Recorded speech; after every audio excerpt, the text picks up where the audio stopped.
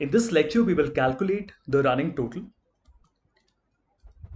When we already have a dataset with us in a tabular format, we can simply write a running total, and the formula would be the sum of the first value, which is C5 with a dollar sign, and then colon C5. As you can see, when I add more values below this, it keeps on adding every previous value. So let me make sure that it is working properly. Okay, so we drag it down and you notice it gives us 10, which is 10. Then 10 plus 20 is 30, plus 30 is 60, plus 12 is 72, and plus 123 is 195. We want to do this exact same thing, but using Power Query. So let's send the data to Power Query first.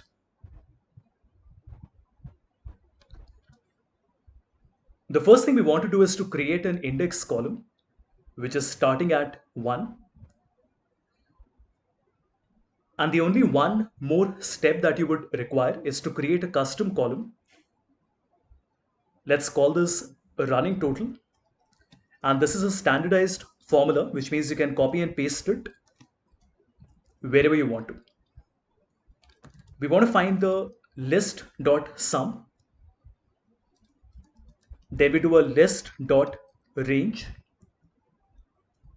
We want to refer to the previous step, so that would be hash added index, which remember is our previous step. We choose the sales column, offset as a 0, and then finally the index column that we just created. Once you've done this, the final result will come like this. So 10, 30, 60, 100, and 150. Let's see how this is working. So if I click on the gear icon and I make a small change, so I'm not keeping list.sum, I'm simply keeping list.range. Just see what the result is like. This time you notice the result comes like this: list, list, list. And when I click on expand and I say expand to new rows, you notice that 10 is coming one time, 20. So this index number 2 is coming as 10 and 20. Index number 3 is 10, 20, and 30. Index number 4 is 10, 20, 30, and 40. And index number 5 is 10, 20, 30, 40, 50. So I hope that makes sense. That's the reason we had to do first the list dot range.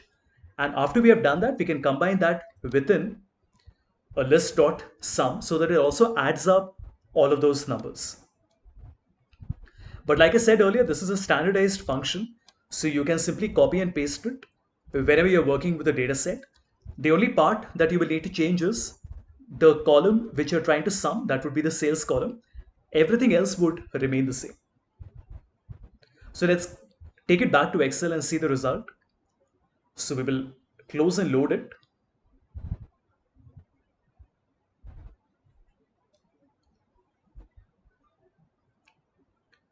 Back to Excel, I'll put it on the same sheet. Let's put it in E5. And we get the result. So we get 10, 30, 60, 100, and 150. And when you add more values here, so if I add 60, 70, and 80, and we refresh the data set, you notice it always gives us a running total.